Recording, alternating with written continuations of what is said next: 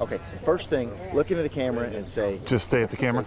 Say, just for this, just say Clint Glasscock, St. X, class of 1989. Clint Glasscock, St. X, class of 1989. Okay, now, how long have you been in this game?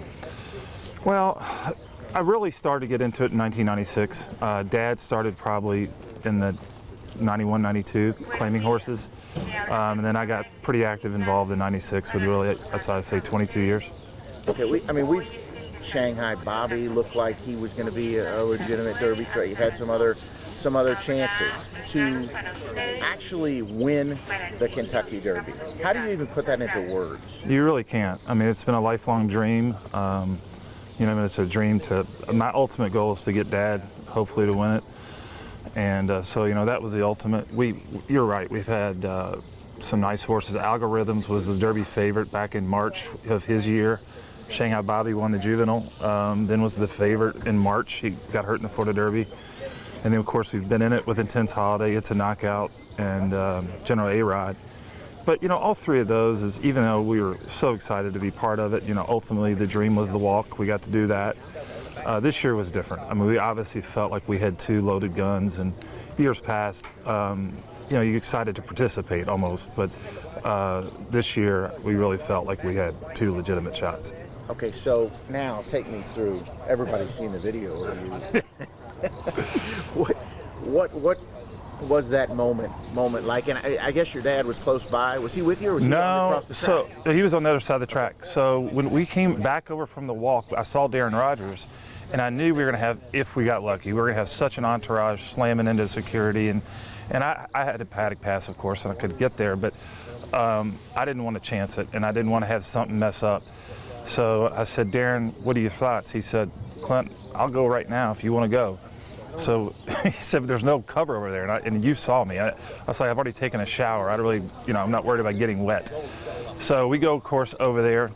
And I was with Jennifer and Drew. And I said, whatever you do, do not get near that winner's circle. That's the ultimate jinx. So we went up with all those security people up kind of mid-stretch. And so we were watching it, and Drew started. I didn't know he was filming me, obviously. But when justified with the first quarter in 22, the Derby first quarter is always fast, but I think it was the fastest quarter in the history of the Derby, I think. You have to check me on that.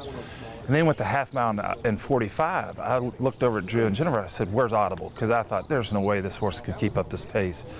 So, I'm watching it now on the big screen, because obviously they're around the backside, and I can't see them. And then I saw the 3/4 in 111, and I thought, no, he slowed it up. Now we got a shot. And then, of course, he turned for home with the lead, and I just lost control of myself, as you've seen in the video. But it was the ultimate thrill. I've been dreaming about it, but to actually live it it's pretty amazing. And then I thought Audible came up and ran second. I was like, wow, what a race. What about when you saw your dad for the first time? Oh, yeah, it was pretty emotional. So then, of course, he's coming across, and so then I walked up to the gap where they come on the track and saw him, and of course hugged him, and that's a pretty emotional moment. Did it live up to everything you thought it might? It exceeded it, no question. I mean, it's, dreams are dreams, but to actually live it, and with all of our friends, we got a couple over there in the winner's circle, and I heard Tom mention, our partners are,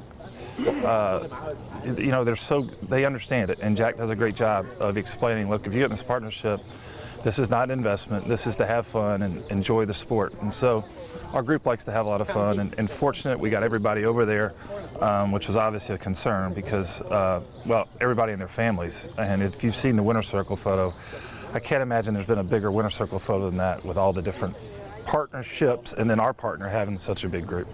Knowing, too, as much as you know about the game, you've been coming out here for a while. Right. Sheikh Mohammed's pumped millions of dollars into this and has never even sniffed it. Right.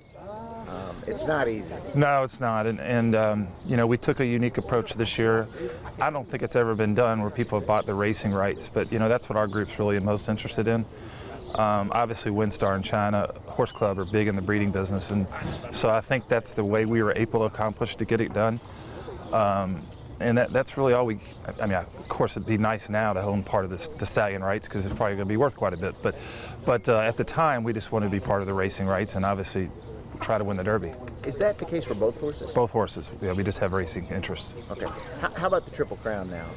Is that something? Well, I think as impressive as Justify has been, I think you start to think, even unbiased people are, you listen, and I think I've heard he's 1-2 to win the Triple Crown, which I don't know if that's true or not, but I actually have a little ticket on him at 8-1 to win the Triple Crown, which I got about 3 weeks before the Derby, and I thought it was the dumbest bet ever, and now looks like a pretty good wager. All right, finally, Jack. Okay. What does Jack? No, I want to tell me about Jack. What does Jack mean to this group, and has he meant to you as kind of a mentor? Well, he's definitely a mentor. He's a very good friend, if not one of my best friends. And he runs the whole show, and I think Tom said it well. The rest of us just show up and participate. But, our Starlight team, this was a unique that we bought them as 3-year-olds, but typically we go with Frankie Brothers as our bloodstock agent, who lives here in Louisville, obviously, and then J.J. Pletcher, his group breaks the horses, and then ultimately Todd pretty much trains all the Starlight horses. And so I think Jack has assembled a great team around.